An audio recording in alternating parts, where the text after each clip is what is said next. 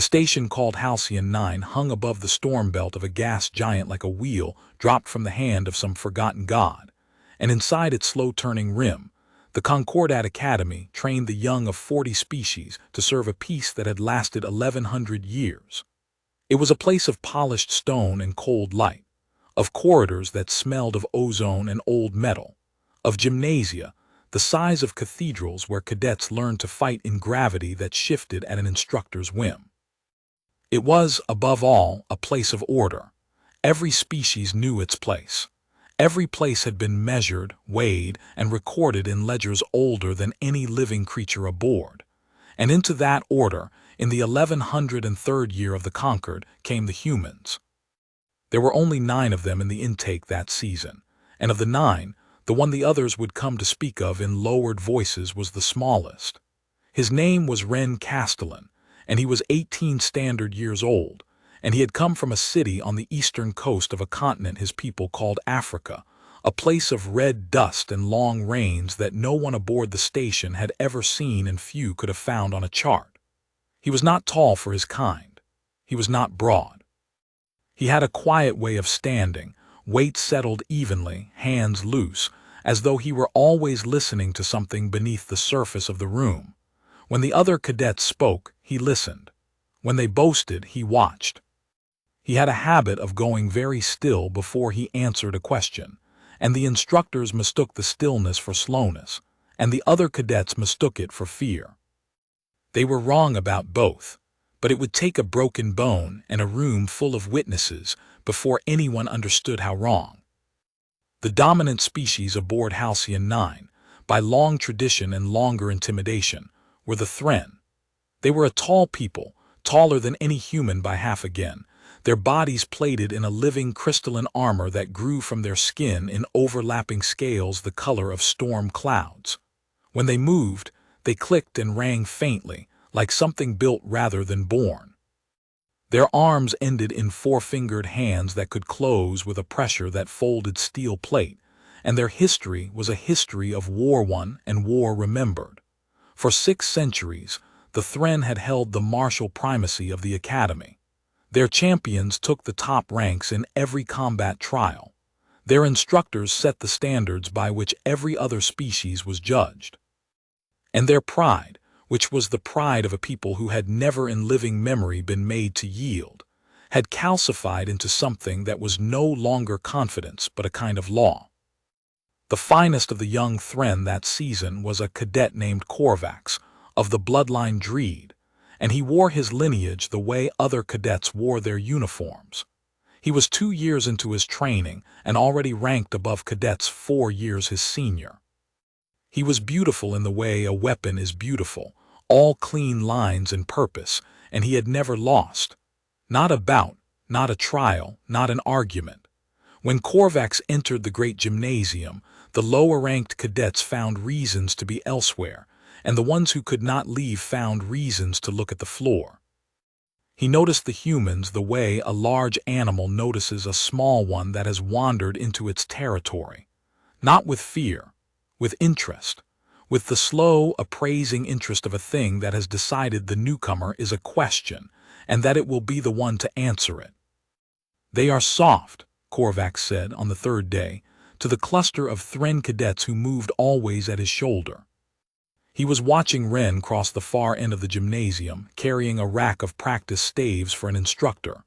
"Look at the skin. No plate, no shell. You could open one with a training blade. I have seen the medical files. Their bones snap at pressures a Threnn child exceeds by accident." "Then why are they here?" asked one of the others, a broad cadet named Sethun. "The Concord admits the weak now." "The Concord admits the useful," Corvax said, and there was contempt in the word, folded so tight it had become almost tender. "The humans have ships. They have territory the Concord wants inside the treaty rather than outside it. So the Concord smiles and gives them 9 seats in the Academy and pretends they belong. It is politics. It is not merit." "And the small one," Sethun nodded toward Wren, who had set down the rack of staves and was now stacking them with a care that looked almost like ceremony, each one aligned to the next. "He does not even speak. He carries things, he fetches. Korvax watched the human for a long moment. Something in the quiet economy of the boy's movements had caught in him like a burr, and he did not like the sensation. And because he did not like it, he decided, in the way that pride decides, that the sensation was contempt. He carries things, Korvax agreed, because that is what he is for, a creature that fetches. Watch. Before the season turns, I will teach the whole intake exactly where the humans stand in the order of this place, and I will do it with a single strike. 1. Because that is all a thing like that is worth. The others laughed, the ringing laugh of the Threnn like small bells struck with a hammer. But one of them, a quieter cadet named Vesa, did not laugh, and she watched the human a moment longer than the rest, and she remembered afterward that she had felt something she could not name. Not that day, not for a long time. The right of measure was old, older than the Academy, older perhaps than the Concord itself. It came from the Threnn, as most of the harder customs did, and though the Academy's charter did not require it, the Academy's charter did not forbid it either, and 6 centuries of Threnn primacy had worn the custom into the stone of the place until it felt less like a tradition and more like weather. When a new cohort arrived, the established cadets were permitted, once in the presence of a proctor, to test a newcomer with a single sanctioned strike. It was framed as instruction. It was meant, the elders said, to show the young their limits, so that they might build from a true foundation rather than a false one. In practice, it was a coronation of the strong and a humiliation of the weak, and everyone aboard Halcyon 9 understood this, and no one said it aloud, because the ones with the power to change it were the ones the custom had crowned. The proctor who oversaw the rite that season was a Lithan named Ussel, and the Lithan were among the oldest peoples in the Concord. They were slow, and they were patient, and their bodies were a dark mineral that shifted color with their mood, and they lived so long that the rise and fall of martial fashions among younger species seemed to them like the flickering of small fires. Ussel had watched the rite of measure performed 900 times. She had watched it break the arrogant and confirm the humble, and on rare and memorable occasions, surprise everyone in the room. She did not love the custom. But she was old enough to know that a custom challenged directly grew stronger, and that the only thing that had ever truly killed a bad tradition was a better story. So she watched, and she waited, and she said very little. When Korvax came to her, and requested the right to measure the human called Wren Castellan, Ussel looked at him for a long time with eyes the color of wet slate. "You may deliver one strike," she said at last in the deep, unhurried voice of her kind. "As the custom permits, 1, you understand the limits." "I understand them," Korvax said. "The strike may not be to the throat, the eyes, or the base of the skull. It may not be a killing blow. This is a measure, cadet, not an execution." Ussel's color shifted, a slow ripple of deeper gray. "The human is fragile. Their kind is new to us. I have read what the medical division has written, and it is not much, and half of it is guesswork. You may not know your own strength against so different a frame." "I know my strength precisely," Korvax said, and there was that folded contempt again, so certain, so smooth. "I will strike him once to the body and he will fall, and the intake will understand what they are. And then, Proctor, this station can stop pretending that giving a creature a uniform makes it a soldier." Ussel was silent for a moment. Then she said, very quietly, in a way that Korvax did not understand until much later, "Many things have been measured in this room, cadet. Take care what you measure. Sometimes the instrument breaks against the thing it is meant to weigh." Korvax did not answer. He had already stopped listening. Pride is deaf in exactly the places where it most needs ears. Wren learned of it the way the weak always learn of the plans the strong make for them. Second-hand, in fragments, from someone frightened on his behalf. Her name was Nima, and she was of a small furred people called the Sethari, gentle creatures with large dark eyes and hands that trembled when they were afraid, which was often. She had attached herself to Wren in the first week, drawn to the one thing in the whole intimidating station that had never once made her feel small. And now she found him in the low-gravity garden on the station's inner ring, where the cadets were permitted to rest, and she was shaking so hard she could barely form the conquered trade tongue. "They are going to measure you," she said. "Korvax the Threnn. Tomorrow in the great gymnasium before the whole intake. He has asked the proctor and she has allowed it. Wren, you have to refuse. You can refuse. It is not required by the charter, only by them. You can say no." Wren was sitting on a bench beneath a tree that had been engineered to grow in a spiral, its leaves drifting slowly upward in the thin gravity before settling again. He had a cup of tea in his hands, real tea, one of the few things he had brought from home, and he did not put it down. He looked at Nima for a long moment with that stillness of his, and then he asked gently, "What happens if I refuse?" Nima's hands twisted together. Then they say you are afraid, they say the humans are afraid, and it follows you, the whole time you are here, longer. It goes into the record, the Threnn makes certain everyone knows. Her voice dropped. "But it is better than being hurt. Wren, you do not understand what he is. I have seen a Threnn strike break a training column. Stone. Their strength is not like ours. If he hits you, you could." She could not finish. "I could be hurt," Wren said. "You could die." She said it in a whisper as though the word itself were dangerous. "Please, refuse. Let them call you a coward. It is only words. Words heal." Wren was quiet. Above them the leaves rose and fell in the slow breathing of the artificial garden. When he finally spoke, it was not to argue and not to reassure, but to ask a question. And it was a question that Nima would remember for the rest of her life, because it was the first crack in a wall that everyone aboard Halcyon 9 had believed was solid stone. "Nima," he said, "where I come from there's a thing we understand about being small. You want to hear it?" She nodded, mute. "When you're small, you can't win by hitting harder. You never can. There's always something bigger, so you learn a different thing." He turned the cup in his hands, and the steam curled up and drifted sideways in the strange gravity. "You learn that the fight isn't decided by who lands the hardest blow. It's decided by who's still standing when the blows stop. And that's not about strength, Nima. That's about something else. Something they can't take with one punch. Something they can't take at all unless you hand it to them." "Standing," Nima whispered. "You mean you will let him hit you?" "I mean," Wren said, and for the first time she saw him smile, and it was not the smile of someone who was afraid, and it was not the smile of someone who was brave in the loud way the Threnn were brave. It was quieter than that, and older than his 18 years, and it frightened her almost as much as Korvax did. "I mean I'm going to show up, and I'm going to be exactly as measurable as he thinks I am, and then we'll see who's actually being weighed in that room." Nima did not understand, not then, but she stopped shaking a little without quite knowing why. There was something under the boys' quiet the way there was something under the station's quiet. A great slow turning that you could not see but could feel in your bones if you sat still enough to notice. That night in the sleeping quarters of the human intake, Wren did not sleep for a long time.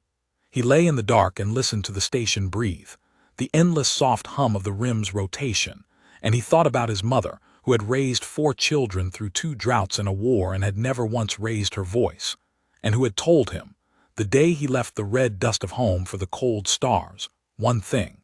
She had held his face in her 2 hands, and she had said it slowly so that he would carry it. "You are not going up there to be the biggest," she had said. "There will always be something bigger. You are going up there to be the thing that does not break. Do you understand me, Wren? The world is full of strong things that shatter. Be the thing that bends and does not shatter. Be water. Be the root that splits the stone by refusing to stop growing. That is our strength. It has always been our strength. They will not see it coming because it does not look like strength to them. Let them not see it coming." He closed his eyes. Tomorrow, he thought, they are going to try to measure me with a single blow. They have no idea how long the measuring is going to take. The great gymnasium of Halcyon 9 could hold 2,000, and by the time the shift bell rang for the right of measure, it held nearly that many. Word had spread the way word always spreads in a closed place, running along the corridors ahead of the truth, and cadets of a dozen species had found reasons to be present. They lined the tiered galleries and clustered along the sparring floor's edge, and the air was thick with the particular hush of a crowd that has come to see someone humbled and is ashamed of itself for wanting to, and wants to see it anyway. The floor itself was a great disk of gray composite, scarred by 6 centuries of trials, and the gravity had been set to Concord standards so that no species could claim advantage or excuse. In the center of the disk stood Proctor Ussel, still as carved stone, her mineral skin a deep and unreadable gray. Around her the light fell cold and even, leaving no shadows to hide in. Korvax entered from the eastern arch, and the Threnn cadets came with him in a loose wedge, ringing faintly as they walked, and the crowd's murmur swelled and then hushed. He was magnificent, and he knew it. The cold light slid along the storm-colored plates of his body and made him look less like a person than like something the station itself had grown for the purpose of winning. He walked to the center of the disk and stood at his ease, and did not so much as glance toward the arch through which his opponent would come. That, too, was part of the performance. A thing you intend to break in one blow does not deserve your attention beforehand. Wren came from the western arch, alone.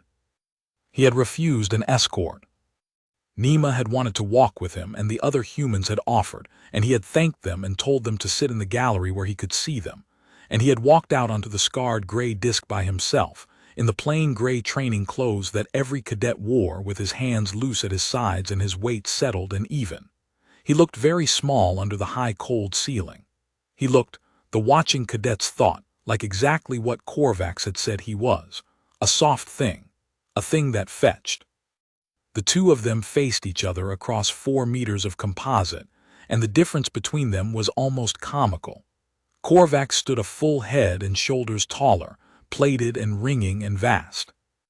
Wren stood quiet, unarmored, entirely ordinary, and looked up at the Threnn without any visible fear and without any visible defiance either, which was somehow stranger than either would have been.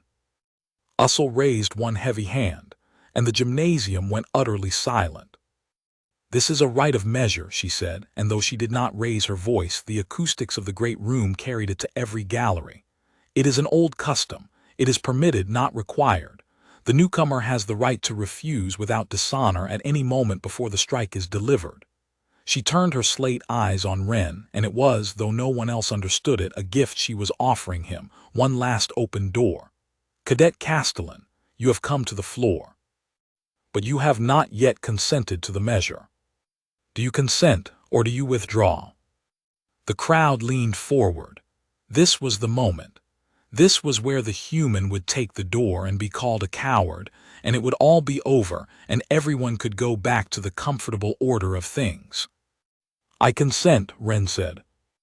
His voice was quiet, but it carried, because the room was silent enough to carry a heartbeat. There was a rustle through the galleries, surprise and something sharper beneath it. Korvax's plated head tilted, a fraction, the first attention he had paid the human all day.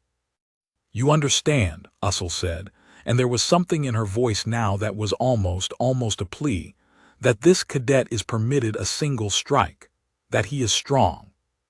That you are, by the reckoning of the medical division, more fragile than any species that has stood on this floor in 600 years. "I understand," Wren said. "Then understand also," Ussel said, and her color shifted, a slow ripple, "that you are permitted to fall. There is no dishonor in falling to a blow you cannot answer. The custom asks only that you receive the measure. It does not ask you to stand. Do you hear me, cadet? You may fall." And Wren looked up at her, this ancient creature who had watched 900 of these and hated everyone, and something passed between them that the crowd did not see, and he said, gently, "Thank you, Proctor. I hear you." He did not say he would fall. He did not say he wouldn't. He simply turned to face Korvax, and he set his feet and he brought his hands up, not into a fighting stance, for he did not intend to fight, but simply raised, open, The way a person braces against a wave they know is coming and know they cannot stop. Usul looked at him for one heartbeat longer. Then she lowered her hand. "Deliver the measure," she said. Korvax did not gloat. That was the strange thing, the thing Vesa noticed from the gallery and turned over in her mind for months afterward. He did not gloat, because to gloat would have been to admit that the outcome was in any doubt, and in his mind there was none. He simply stepped forward with the terrible economy of the trained, dropped his weight, and drove his four-fingered fist into the human's body with a force that could fold steel plate. The sound it made was wrong. Everyone in the gymnasium heard it, and everyone flinched, because it was not the sound of a blow landing on flesh. It was a deep, cracking, wet report, the sound of something structural giving way, and it echoed off the high, cold ceiling and came back diminished and horrible. The impact lifted Wren off his feet and threw him backward across the composite disc, and he landed and skidded and rolled, and came to rest 3 meters from where he had stood, crumpled, one arm folded beneath him, terribly still. The silence that followed was the worst silence Halcyon 9 had heard in a generation. Nema was on her feet in the gallery with her small hands pressed to her mouth. The other humans had risen too, faces gone pale and stricken, and Korvax stood in the center of the disc where he had struck, and he lowered his fist, and he turned to the galleries to receive what he expected to receive, which was the silence of a lesson well taught. But the silence held a fraction too long, and into it, from the crumpled shape on the floor, came a sound. It was breathing, ragged, wet, deliberate breathing, and then the shape moved. Wren's folded arm came out from beneath him and his hand found the composite floor, and it flattened against the gray surface and it pushed. Slowly, impossibly. His body dragged itself an inch across the scarred disc, and then his other arm came around and it too found the floor and it too pushed. His face lifted. There was blood at the corner of his mouth, dark and bright at once, and his features were gray with a pain so total that half the cadets in the front galleries looked away from it. But his eyes were open, and they were fixed on Korvax. "He is getting up," someone whispered in the gallery in the trade tongue, in a voice full of a horror they could not have explained. "The human, he is getting up."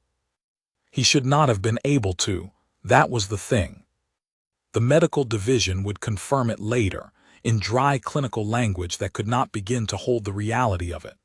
The blow had broken 4 of his ribs, one of them in 2 places, and had bruised the sac around his heart, and had done damage that any species aboard that station would have treated as a mandate to lie still and wait for the med teams. There was no advantage in rising. There was no rule that required it. Usul had told him, in front of 2,000 witnesses, that he was permitted to fall. He rose anyway. It took him a long time. That was part of what made it terrible to watch, and part of what made it impossible to look away from. He did not spring up. He did not leap to his feet with some hidden reserve of alien strength, because he had no hidden reserve, because everything Korvax believed about human fragility was true. He got up the way a broken thing gets up, one agonizing increment at a time, and every increment cost him, and everyone in the room could see exactly what it cost him, and he paid it anyway. He got one knee under himself, then a foot. He swayed and the whole gymnasium swayed with him, 2,000 held breaths, and he did not fall. He put his weight on the foot, he pushed, and he stood. He stood swaying, bleeding, his breathing a wet rasp that carried in the awful silence, and he looked up at Korvax, and he did not raise his hands, and he did not say a word. He simply stood there, and he waited. Korvax stared at him, and for the first time in his life, in front of the whole intake, in front of the species he had ruled by right of never yielding, the finest young Threnn in 600 years did not know what to do.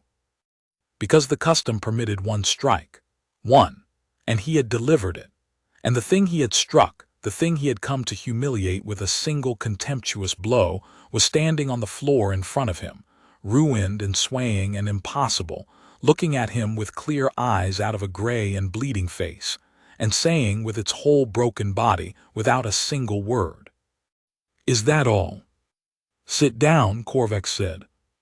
It came out before he could stop it, and it came out wrong, too fast, with an edge in it that had never been in his voice before, an edge the front galleries heard and understood before Korvax himself did.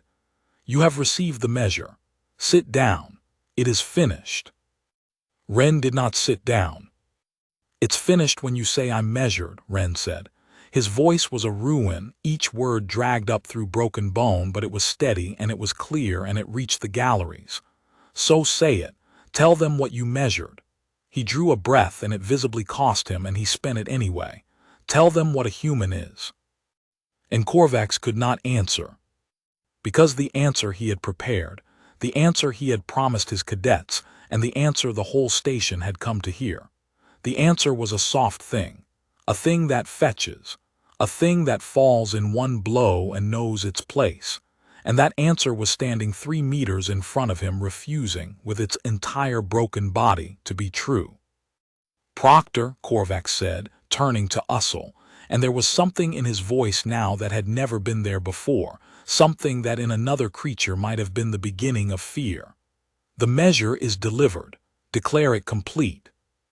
Ussel looked at the standing human.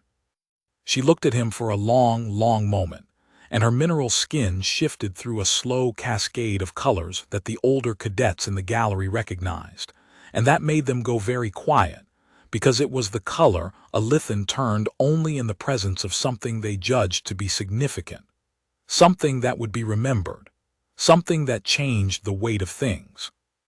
"The measure," Ussel said slowly, "is delivered." She paused. "But I do not think, Cadet Korvax, that it is complete." She turned her slate eyes on him, and the whole gymnasium held its breath. "You came here to measure the human. Look at the floor. Look at what is standing on it, and tell me before all these witnesses, who has been measured today." Korvax did not answer. He could not. And in that silence, in that impossible ringing silence, with a broken 18-year-old swaying on his feet and refusing to fall, 6 centuries of Threnn primacy developed, for the first time, a hairline crack. No one heard it, but everyone in that room felt it, the way you feel a great structure shift somewhere far below you, a tremor too deep for the ear, registered only in the bones. Then Wren's legs gave out. He did not fall backward, the way the blow had thrown him. He folded down slowly, deliberately, sinking to one knee and then sitting on the scarred gray composite, and only when he was safely down, only when there was no more standing to be done, did he let his body finally surrender to what had been done to it. The med teams were already running across the floor. Nima was somewhere screaming his name. But Wren, sitting on the floor with the whole station staring at him, looked up one last time at the towering, motionless Threnn who had come to break him in a single blow. And through the blood he smiled that quiet smile, and he said one thing more softly, so that only those nearest could hear it, though it would be repeated across the station by nightfall and across the sector within the year. "You get one," Wren said. "That was your one. And I'm still here."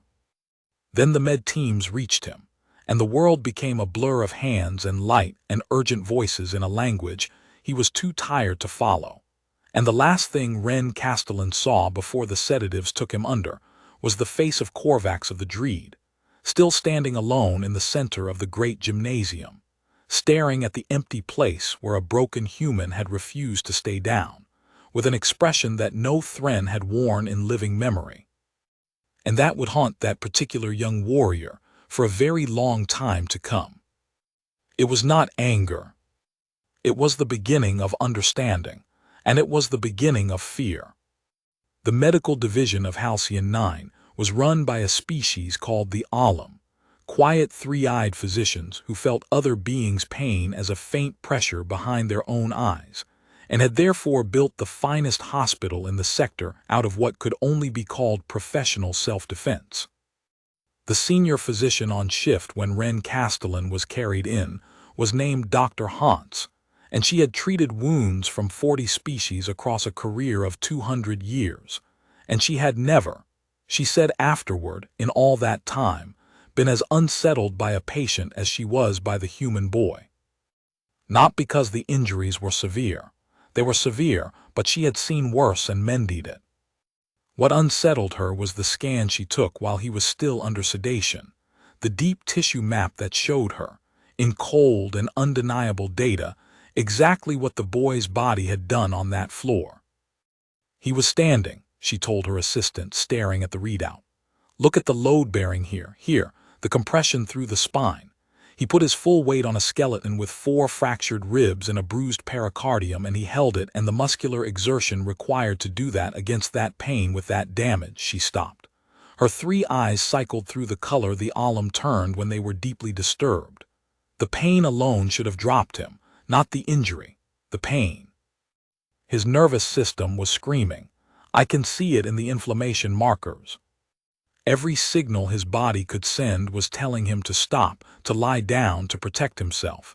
And he overrode all of it, deliberately, for no reason but that he decided to.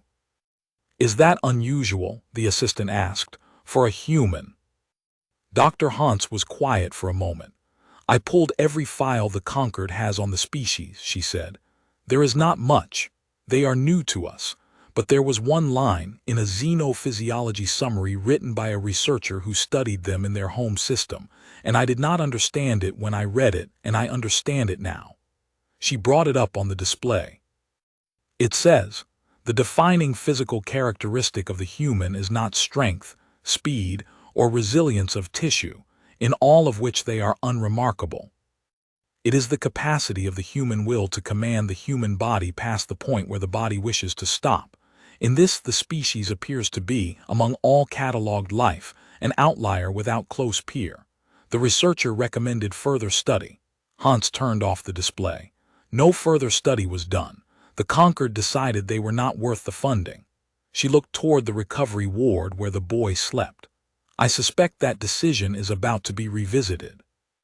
The story moved through Halcyon 9, faster than any med report could. It did not move the way the Threnn had planned their stories to move for 600 years, as a decree handed down from the strong to the weak. It moved the way true things move, sideways, whispered cadet to cadet, in the gaps between drills and the corners of the mess halls. And it changed as it moved, the way stories do, except that this story did not need to be exaggerated to be extraordinary. And so for once the version that spread was, if anything, smaller than the truth. The human took the strongest blow a Threnn champion could throw. And he stood up. And he asked if that was all. Cadets who had not been in the gymnasium demanded to hear it from those who had, and those who had found that they could not tell it without their voices changing, without a strange heat coming into their chests that none of them had a word for. The younger species, the small ones and the quiet ones, the ones who had spent their whole time at the academy learning the precise dimensions of their own inferiority, found the story lodging in them like a seed. They did not say anything. They were not fools, but they carried it, and it did something to the way they walked.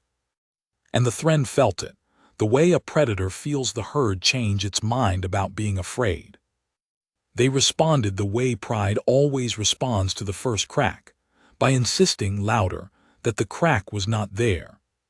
Sethan and 3 others cornered a group of first-year cadets in a corridor and explained to them at length and with great confidence that the human had not truly stood, that it had been the twitching of a broken thing, that Korvax had held back out of respect for the right's limits, that if he had struck to kill, there would have been nothing left to stand. The first years nodded and agreed and looked at the floor. And then they walked away and told each other that they had seen the recording. Everyone had seen the recording. The station's own monitors had caught it from 4 angles, and no amount of Threnn insisting could unmake what 2,000 witnesses and 4 cameras had watched. Because that was the thing the Threnn had not understood in 6 centuries of ruling by the story they told. This time the story was not theirs to tell. This time there was a recording. And the recording did not lie, and it did not hold back, and it could be watched again. And it was in the sleeping quarters of a dozen species late at night in silence. The small, unarmored human, thrown across the floor like a discarded thing, lying broken and still, and then the hand flattening against the composite and the push, and the long, impossible rise, and the standing, and the 2,000 held breaths, and the 4 broken words. Is that all? It was watched and re-watched, and something changed in every cadet who watched it. And by the 3rd day after the measure, there was not a being aboard Halcyon 9 who did not know exactly what a human was. Korvax watched it too, alone many times. He would not have admitted it. He told his cadets that the matter was closed, that the human had been measured, that the incident was already forgotten. But at night in his quarters, the finest young Threnn in 600 years played the recording again and again, and he did not know why, and it disturbed him that he did not know why. He was not watching to gloat. He had learned in the space of a single afternoon that there was nothing to gloat about. He watched the rise. He watched the standing. He watched his own face in the recording, that terrible frozen face, and he tried to name the thing he saw there, and he could not, and the not being able to gnawed at him like hunger. He had struck the human with everything the right permitted. He had felt the blow land, felt the ribs give, felt the certainty of it travel up his own arm, and it had not been enough. Not because his strength had failed. His strength had done exactly what he intended, exactly what he had promised. It had been more than enough to break the body. It had simply not been enough to break the being inside it. And Korvax, who came from a people whose entire history and identity and pride was built on the proposition that a sufficient application of force could break anything, found himself staring, night after night, at proof that he had spent his whole life believing something that was not true. That is a specific kind of terror. It does not feel like fear of an enemy. It feels like the floor of the world tilting. Wren woke on the 2nd day, and Nima was there, curled in the chair beside his bed with her large dark eyes red-rimmed from crying and from not sleeping. And when she saw that he was awake, she made a sound that was half a sob and half a laugh and put her small trembling hands very gently on his forearm, the only part of him she seemed sure would not hurt. "You are awake," she said. "You are awake, Wren. Do you know what you did? Do you know what is happening out there? Everyone is, the whole station is." She could not finish, and she did not need to. "How long was I out?" His voice was rough. Dr. Hans had knitted his ribs with a bone weave that itched maddeningly beneath his skin, and breathing still felt like being sat on by something patient and heavy. But he was alive, and he was mending, and he was, Nima noticed, completely calm. "A day and a half, Wren." She leaned in, and her voice dropped, and there was something almost frightened in it, though it was a different fear than before. "Why did you get up? The proctor told you. You could have stayed down. It would have been honorable." "No one would have. Everyone would have understood.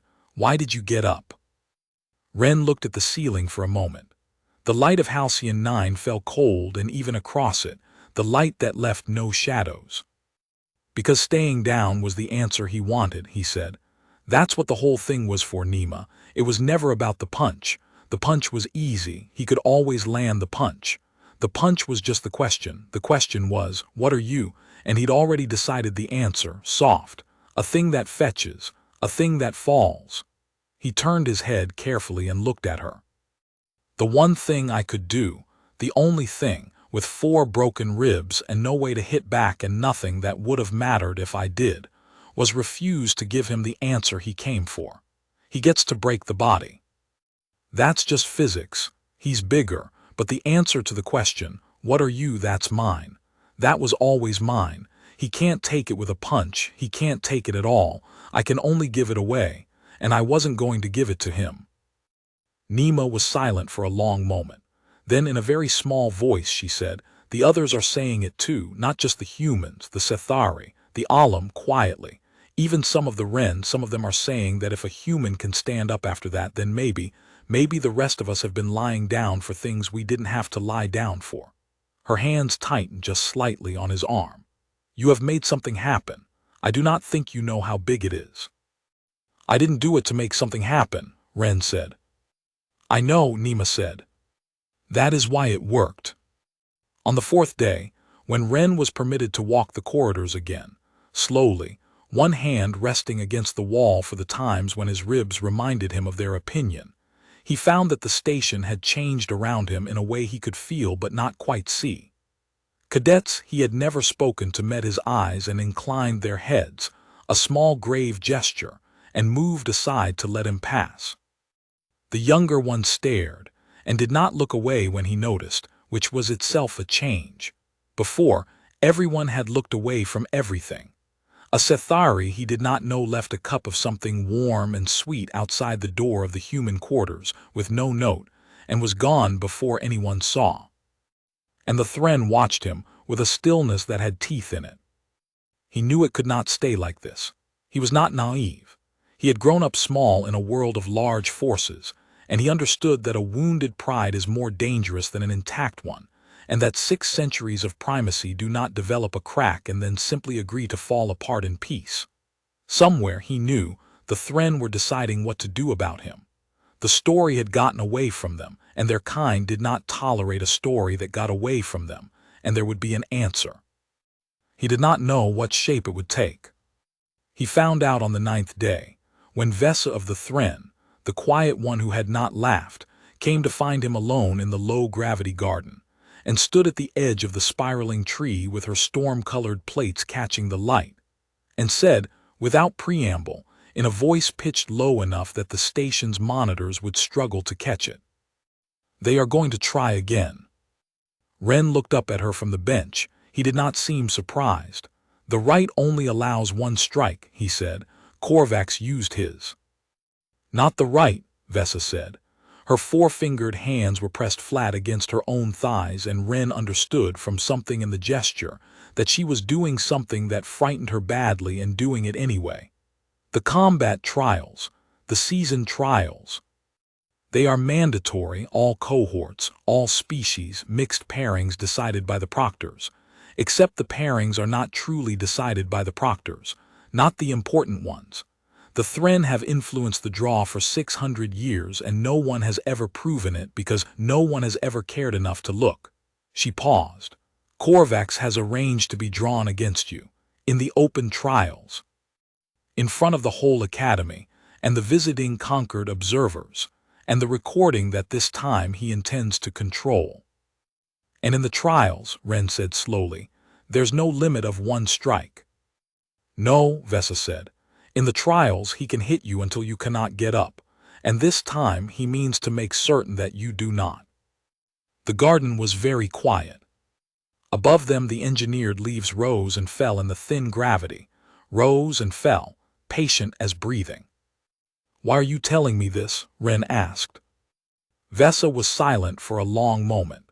When she answered, her voice had changed, and the change was the most dangerous thing that had happened to the Threnn in 600 years, though none of them, least of all Vesa, yet knew it. "Because I was in the gymnasium," she said, "and I watched you stand up, and I have been a Threnn my whole life, and I have believed my whole life that we are strong because we do not break. And then I watched a creature half my size, with no armor and soft bones and a will I do not understand, get up off that floor when every law of sense said he could not." Her plates rippled, a slow, involuntary shudder. "And I realized that I did not know what strength was, that none of us did, that we had confused not being hit with not breaking, and they are not the same thing, and we have never once in 600 years been truly tested to learn the difference." She looked down at him, and her eyes, storm gray like all her kind, held something that no Threnn's eyes were supposed to hold. "I do not want to watch Korvax kill you to protect a lie, so I am telling you, refuse the trial, claim your injuries. Dr. Hans will support you. The med division would keep you out for a season with what he did to you. Refuse and live, and let the lie protect itself a little longer." Wren considered this. He looked at the leaves rising and falling. And then he asked her the same kind of question he had asked Nima, the kind of question that open doors people had believed were walls. "Vesa," he said, "if I refuse, if I hide behind the injury and don't show up, what happens to the story?" She understood at once. He watched her understand. "It dies," she said quietly. "They will say the human ran, that the standing was luck or a trick or a lie of the recording. They will say a human stands once and hides ever after. And the ones who are beginning to walk differently, the small ones, the quiet ones, they will lie back down, and nothing will have changed. She closed her eyes. You know this. You are asking me so that I will know that you know it. I'm asking you, Wren said gently, so that when I say yes to the trial, you'll understand that I'm not doing it because I'm brave or because I want to fight him or because I think I can win. I can't win, Vesa. He's going to hurt me worse than last time. We both know that. He rose from the bench slowly, one hand against his still mending side, and he stood, and even standing he came only to her shoulder. I'm doing it because the story is true, and a true thing is worth standing up for. Even when standing up is exactly the thing that's going to cost you. He smiled at her, that quiet, impossible smile. Especially then, he said. In the days before the trial, while the observers gathered, and the station hummed with a tension it did not have a name for, the 3 human officers from the home worlds asked to speak with Wren, and he met them in a small, unused briefing room on the outer ring, away from the monitors and the ears of the Threnn. They were older than him, all 3, and they wore the plain, dark uniforms of the human service, and they looked at him the way soldiers look at one of their own who has done something that frightens them a little.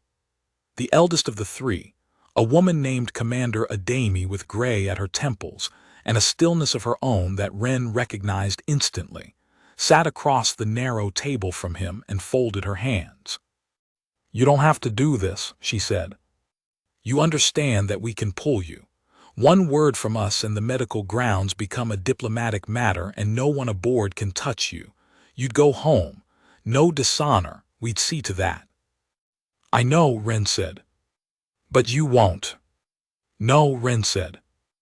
Academy studied him for a long moment. Tell me why, she said. Not the brave answer, the real one. Because I've read the file on what that Threnn did to you, son, and I've seen the recording, and I need to know that the boy who's about to walk back onto that floor knows exactly what he's choosing and isn't just proud. Wren was quiet in that way of his. The recycled air moved softly through the little room. When he spoke, he did not look away from her. There are 40 species on this station, he said, and 39 of them have spent their whole time here learning how small they're allowed to be. I watched a Sethari girl flinch every time a shadow moved. I watched cadets look at the floor because looking up got them hurt. And they'd all decided that was just how the universe was, that some things are strong and some things lie down, and you find out which one you are and you stay there. He turned his hands over on the table, empty, open. And then I stood up, once. By accident almost. I didn't plan it, I just couldn't make myself stay down. And it changed something in them. I felt it. You can feel it out there in the corridors. They started standing a little straighter, and they didn't even know why. So it's for them, Academy said. It's for the truth, Wren said, which is the same thing in the end. If I hide behind you now, the lie comes back. They'll say the standing was luck. They'll say humans stand once and run after. And every being who started standing straighter will lie back down because the story that gave them permission turned out to be a coward. I can't do that to them, Commander. Not to save myself a beating I already know I'll survive. He almost smiled. That's the thing nobody out there understands yet. It was never about winning. I was never going to win. It's about being the thing that's still standing when the winning stops mattering, and I can do that. It's the one thing I can absolutely, certainly do. The 2 younger officers exchanged a glance, but Commander Academy did not look away from the boy, and after a long moment something in her weathered face eased, and she nodded once slowly, the way you nod when someone has confirmed a thing you hoped was true and feared was not. All right, she said quietly, then we won't pull you, and we'll be in that gallery, and whatever happens on that floor, son, her voice roughened just slightly and she mastered it. The home worlds are going to know your name by the end of it, every last one of us. She was right about that, though not in the way any of them yet imagined. But before she rose to go, she reached across the little table and put her hand over his for a moment, calloused palm over blistered knuckles, the oldest gesture their kind had, and she said one thing more low, so that it stayed in the room and went nowhere else. "Stand up, Wren Castellan," she said. "As many times as it takes, we'll be watching." The seasoned trials of the Concordat Academy were the closest thing Halcyon 9 had to a festival. For 3 days, the great gymnasium became the center of the sector, and observers came from across the Concord to watch the young of 40 species tested against one another. And the ranks that were set in those 3 days followed a cadet for the rest of a career. This season, the observers came in unusual numbers, and they came for one reason, though most of them would not have admitted it. Word of the human who had stood after the right had reached the capital worlds. There were xenophysiologists among the observers now, and Concord adjudicators, and a delegation from the human worlds themselves, 3 quiet officers who sat together in the high gallery and said little and watched everything. Wren had been cleared for the trial by Dr. Hans, who had argued against it for an hour and then, when she understood he would not be moved, had done something no alum physician had done in a century. She had entered a formal statement into the Academy record, on her own authority, stating that in her medical judgment the pairing of a still-healing human against the Threnn champion in an unlimited contact trial constituted a deliberate endangerment, that she had advised against it, and that she wished it noted before witnesses that responsibility for the outcome lay with whoever had arranged the draw. She did not name Corvax. She did not have to. The statement went into the record, time-stamped and sealed, and it was, though no one recognized it in the moment, the first shot in a war that would end 6 centuries of Threnn primacy, a war fought not with strength but with witness. The pairing was announced. The gymnasium, which had been loud, went quiet, and Wren Castellan walked out onto the scarred gray disc for the second time, moving carefully, one hand not quite touching his side, and faced Corvax of the Dreed across 4 meters of composite floor while 2,000 cadets and 100 observers and 3 silent human officers watched. "There are no strike limits in the season trials," the presiding proctor announced. It was not Ussel. The trials were overseen by a rotation of proctors, and this one was a Vantu, a tall insectal being with a flat administrative voice. "The bout concludes when one combatant yields or is unable to continue, or when a proctor calls a halt for medical cause. Combatants, take your marks." Corvax took his mark, and as he did, he looked at the human, truly looked at him, for the first time since the recording had begun to eat at him in the dark of his quarters, and Wren looked back, and something passed between them that was not hatred. Wren's face held no anger. That was the thing Corvax could not bear. If the human had come to the floor burning for revenge, Corvax would have known what to do with that. He had faced angry opponents all his life and broken every one. But the human simply looked at him with a kind of terrible, level understanding, as though he saw exactly what Corvax was about to do and exactly why, and had already decided how he would answer it, and the decision was not a secret and was not a threat. It was just a fact. Water is going to be water. The root is going to split the stone. "Begin," said the Vantu proctor. Corvax struck. He did not hold back this time, and there was no right to limit him, and the blow was worse than the first, and it took Wren off his feet and threw him down onto the composite, and the sound of it made the human delegation in the high gallery come to their feet as one. Wren hit the floor and rolled and lay still. And then his hand found the floor, and he pushed, and he got up. The gymnasium made a sound it had never made before. It was not a cheer, and it was not a gasp. It was something lower and stranger, a collective exhalation that carried in it the beginning of a change no one in the room could have named. 2,000 beings watched the small, broken human climb to his feet a second time, swaying, gray-faced, and set himself again, hands raised open, not to fight but to receive, and they felt the change move through them like a current. Corvax struck again, and Wren went down again, and got up again, slower this time. There was blood now from a split above his eye, running down into the socket, and he blinked it away and set his feet and stood, and he did not raise a hand against the Threnn, not once, and he did not run, and he did not yield, and he did not make a sound of complaint. He simply stood back up and faced the thing that was hurting him and waited to be hurt again. And something began to go wrong with Korvax. It started small. The observers with the trained eyes saw it first. The human delegation, the xenophysiologists, old Ussel watching from the proctor's gallery with her mineral skin cycling slowly through the colors of the significant. Korvax's third strike was a fraction too hard, a fraction too fast, thrown with something in it that had not been in the first two. Control was leaving him. Because a Threnn's strength was built for a purpose, and the purpose was to end things, and Korvax had spent his whole life ending things. And now for the first time in his life, there was a thing in front of him that would not end. And every instinct he had, every reflex 6 centuries of primacy had bred into his bloodline, was screaming at him to hit it harder, because hitting it harder had always worked. Hitting it harder had always been the answer, and it was not working. And there was no other answer, and he did not have one. He struck a fourth time, harder still. Wren went down hard. He lay on the composite for a long moment, longer than before, and the whole gymnasium held its breath, and the 3 human officers in the high gallery were very still, and one of them had closed her eyes. And then, from the crumpled shape on the floor, the hand came out, and it found the composite, and it flattened, and it pushed. "Stay down," Korvax said. It came out of him without permission, exactly as it had at the right, and this time the whole gymnasium heard it, and this time everyone understood what it meant. It was not a command from strength. It was a plea.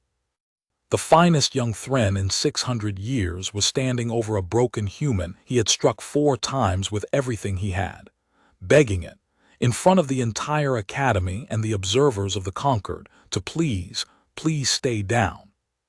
Wren got up. He got up the way he had gotten up at the right, one agonizing increment at a time, and it took him a long time, and it cost him everything, and everyone in the room could see exactly what it cost, and he paid it, and he stood. He was barely upright. His legs were shaking. The blood ran freely down one side of his face. But he stood, and he raised his open hands, and he faced Korvax, and through the blood he spoke, and his voice was wrecked, but it carried, because the great gymnasium was silent enough to carry a heartbeat, and it was carrying 2,000 of them. "You can do this all day," Wren said. "So can I." He drew a breath, and it whistled through him, and he spent it. "That's the part you didn't measure. You measured how hard you can hit. You never measured how long I can stand." He almost smiled. "Nobody ever does. That's our whole secret, and it's not even a secret. We just don't stop." He set his feet. "Hit me again, or don't. But you should understand something first, Korvax." His clear eyes found the Threnn's storm-gray ones and held them. "Every time you hit me and I stand up, you're not proving you're strong. You're proving you can't make me kneel. And everyone in this room can see it. So go on, prove it again."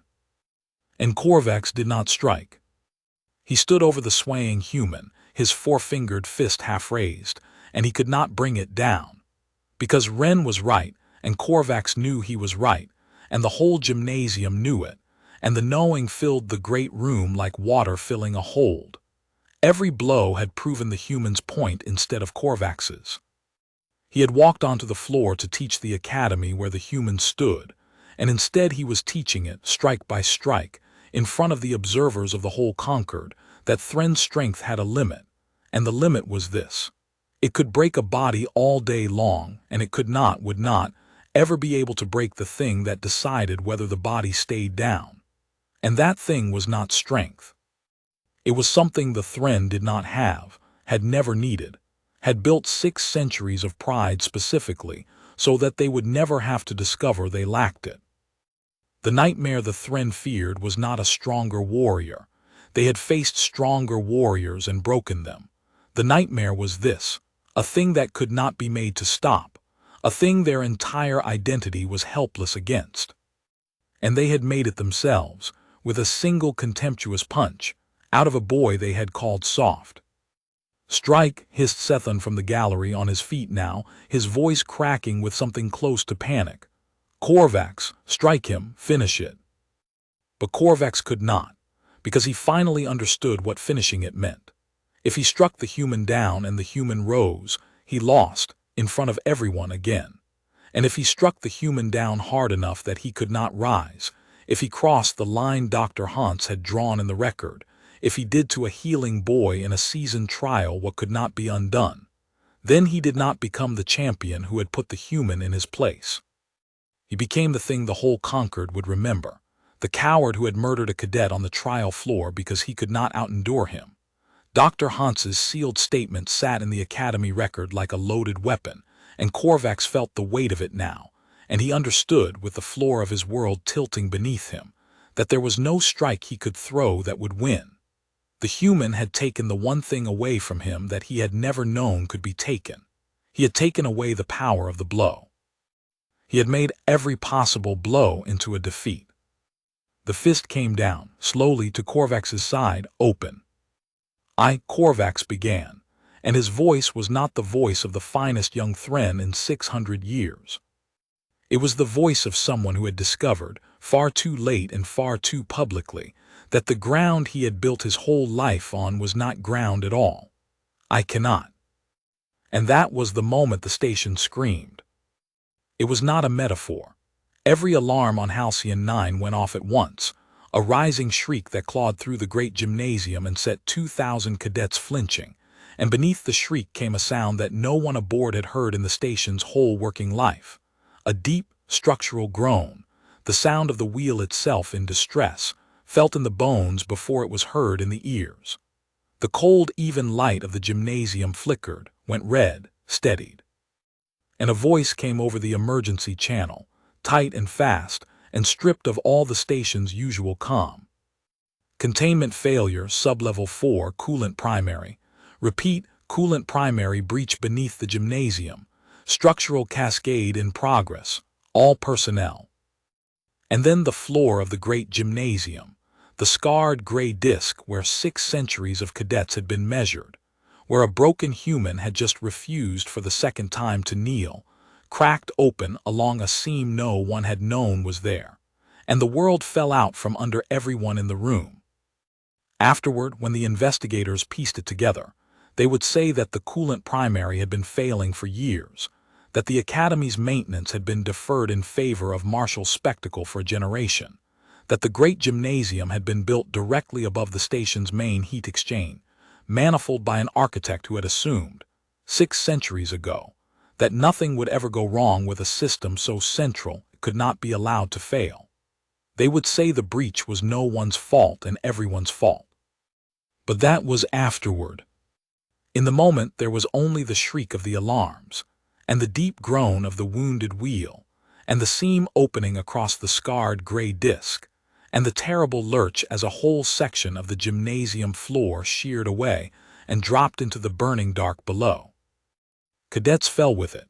Not many, most of the crowd was in the tiered galleries, safe behind the structural ribs, but the floor of the sparring disc had been crowded with the trial's officials and the front rank of observers, and when it went, it took perhaps a dozen beings down with it, into a ragged pit of broken composite and severed conduit, and the searing white breath of the coolant primary venting into the open air. The temperature in the pit was climbing fast. The venting coolant was not fire, but it was worse than fire. It was a scalding pressurized gas that would cook exposed tissue in under a minute, and it was filling the pit from the bottom, and the cadets who had fallen were trapped on a shelf of buckled flooring perhaps 8 meters down, and the only way up was a slope of shattered composite too steep and too hot to climb, and there was no time at all, for the station's emergency teams to reach them before the coolant rose to the shelf. Everyone in the gymnasium understood this at once. And for one frozen instant, 2,000 beings did what training and instinct told them to do, which was to recoil from the edge, to move back, to preserve themselves, because the pit was death and everyone could see that it was death. Wren Castellan went the other way. He was already broken. He had 4 half-healed ribs and a body that had just been struck to the floor 4 times, and he was bleeding from a split brow, and he could barely stand. and he went to the edge of the pit and looked down into the scalding white and the trapped cadets, and he did not hesitate, because hesitation was a thing that happened in the gap between deciding and doing, and Wren had spent his whole life learning to close that gap. He went over the edge. "No," Nima screamed from the gallery. "Wren, no." But he was already down, sliding and falling down the slope of broken flooring into the rising heat, and he hit the shelf where the cadets were trapped, and he got up. Of course he got up. He always got up, and he started doing the only thing that could be done, which was to move beings up the slope, one at a time, into the reaching hands above. It should have been impossible. He was the smallest and the most fragile thing in the pit, and half the trapped cadets outmassed him 3-1. But Wren had understood something in that first frozen instant that no one else had, and it was the same thing he had understood on the trial floor, and it was the whole secret of his kind. The problem was not strength. Strength could not solve this. The slope was too steep and too hot for anyone to be carried up it by force. The problem was endurance. The problem was that saving these beings would require someone to stay in the killing heat, at the bottom, lifting and pushing and steadying, long past the point where any sane body would flee, staying down there in the scalding white breath of the primary and refusing to leave until the work was done. It required someone who could command their body past the point where the body wished to stop. And that was the one thing in the universe that Wren Castellan was built to do. He braced his broken body against the buckled shelf, and he made himself into a step, a handhold, a fixed point in the chaos, and he moved beings up the slope one by one, and the coolant rose around his legs and the heat climbed and his skin began to blister, and he did not stop. He got the first cadet up, shoving them into the reaching hands at the lip of the pit. He got the second. The heat was unbearable now. The air itself had become a weapon, and still he stayed because there were beings left, and leaving meant they died, and Wren had decided, in the gap he had spent his whole life learning to close, that he would rather stay in the fire than carry the knowledge of having left them. He got the third up, the fourth. And above him, at the lip of the pit, something was happening that would be told and retold across the Concord for 100 years. Korvax was on his knees at the edge, reaching down, hauling the beings Wren sent up out of the pit and into safety, and his storm-colored plates were seared where the venting gas licked over the lip, and he was staring down into the killing heat at the small, broken human who would not leave, and he was undergoing, in real time, in front of the entire academy, the complete destruction of everything he had believed himself to be. Because Korvax was strong. His strength was real. It was not a lie. He could crush steel plate in one hand. And in this moment, at this edge, his strength was worth exactly as much as it had been worth on the trial floor. It could pull a cadet the last meter to safety, and it would not, ever be able to do the thing that actually mattered, which was to go down into the fire and stay there. His strength could not make him stay.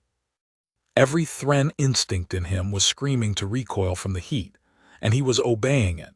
He was staying at the lip where it was survivable, and 8 meters below him, a soft-boned creature he had called a thing that fetches was standing in the coolant primary's breath and refusing to leave. "Get out," Korvax roared down into the pit, and his voice cracked. "Human, there are teams coming. Get out, you have done enough, get out." "2 more," Wren called back up. His voice was a wreck. His skin was blistering. He did not look up. "2 more. I'm not leaving 2 more." And Korvax understood, kneeling at that edge, that he was watching the thing his people had feared their whole history without ever having a name for it. Not a stronger warrior. Something worse. Something their strength was simply irrelevant against. A being that would not stop.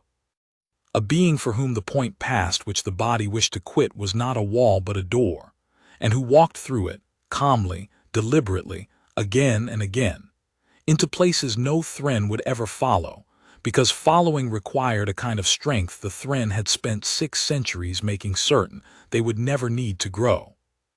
The nightmare was not that the human could defeat them. The nightmare was that the human made everything the Threnn were proud of into a small thing. Beside a being who would stand in fire until the work was done, what was the strength to crush steel? What was 6 centuries of never yielding, measured against a boy who yielded nothing ever, not his body to the blow and not his answer to the question, and not the beings in the pit to the fire? The Threnn had built their whole identity on the proposition that they were the hardest thing in the universe. And the universe had just introduced them, in the person of one broken 18-year-old, to something harder. Harder not in the tissue, but in the will, in the place where the Threnn had never thought to look because they had never once been forced to. Korvax made his choice at the lip of the pit.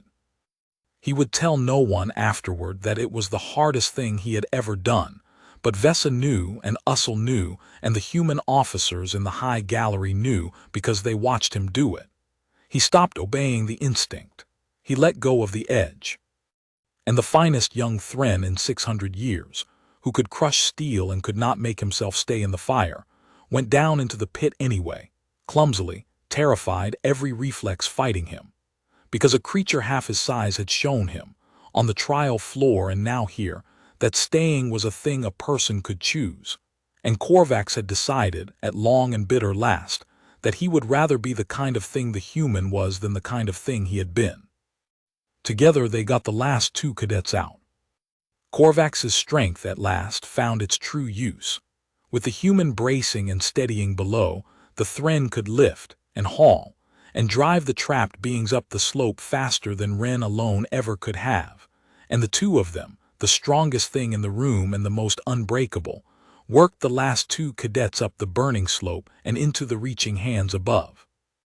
And then the coolant reached the shelf, and there was no more time, and Korvax seized the human, who was at last at the very end of his endurance, swaying, half-conscious, his body finally at the limit of even his impossible will, and threw him up the slope into the crowd of hands, and hauled himself out behind, and the pit filled with white killing breath behind them, and the emergency teams sealed the manifold from below, and it was over. 12 beings had fallen into the pit. 12 beings came out of it. Wren spent 3 weeks in Dr. Hans's care, and this time she did not argue with anyone about anything, because there was no one left to argue with. The academy had gone very quiet, the way a place goes quiet when it is rearranging everything it thought it knew. His burns healed, his ribs finished knitting, and the station changed around him again, more deeply this time, in a way that could not be undone. The story of the right had spread as a whisper. The story of the pit spread as something else, something with the weight of scripture. Because the first story had been about defiance, and defiance could be argued with. But the second story was about the pit, and everyone knew what the pit meant, and no amount of Threnn insisting could touch it. The human had gone into the fire when the strong had recoiled. The human had stayed in the fire when staying was death. And the strongest young warrior in 600 years had learned, at the lip of that pit, in front of the whole Concord, that his strength was not the highest thing there was, and had chosen, publicly, to follow the human down into the place his strength could not take him.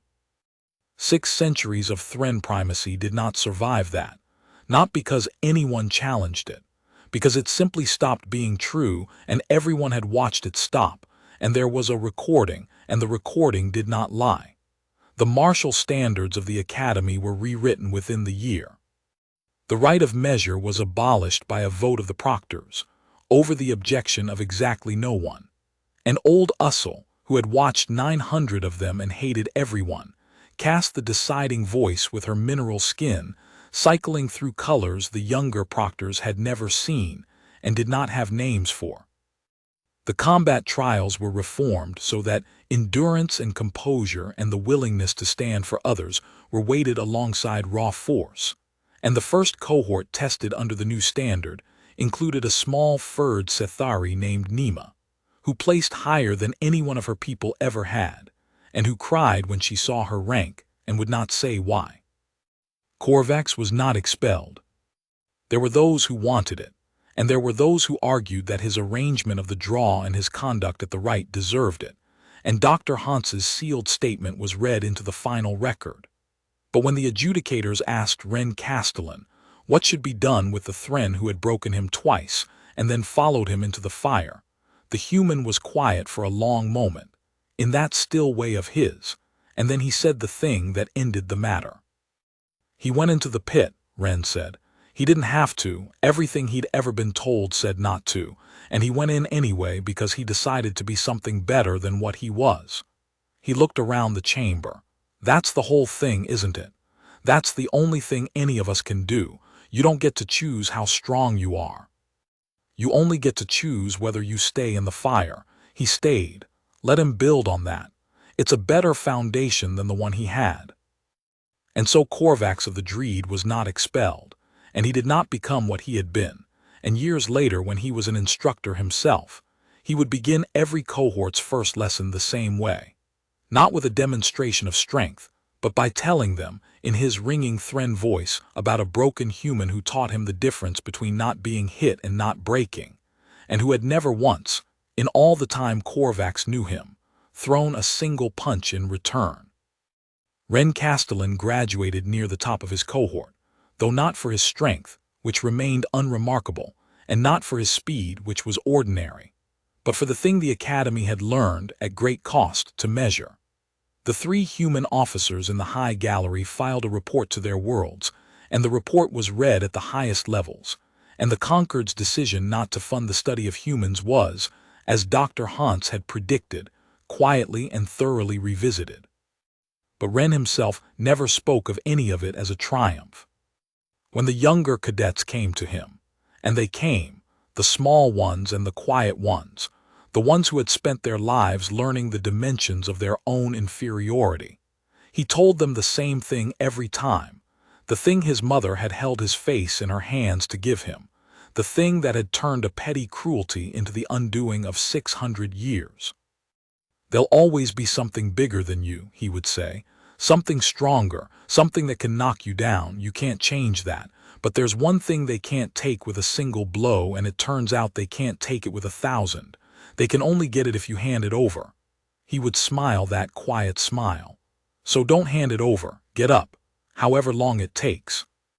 And you'll find out something they never do because they've never had to. He would pause. The one who wins isn't the one who hits the hardest. It's the one who's still standing when the hitting stops. They had wanted to humiliate the human with a single contemptuous punch, to teach the whole academy where his kind belonged, to settle the question of what a human was with one clean blow. And they had gotten their answer, more completely than they ever wished. They had asked the question, and the small broken boy had risen from the floor and given it to them, and given it again from the fire, and it was the answer that ended their primacy and rewrote their academy, and followed their champion into the rest of his life as the first true thing he had ever learned. What is a human? A human is the thing that does not stay down. A human is the root that splits the stone by refusing to stop. A human is water, patient and soft, that outlasts every hard thing that ever tried to break it. They had reached out in contempt to measure him with one punch, expecting to find something small, and instead they had woken the one force in all the universe their strength could not touch, and could not stop, and could never, ever make kneel. They had wanted to make him fall. They made him a legend instead.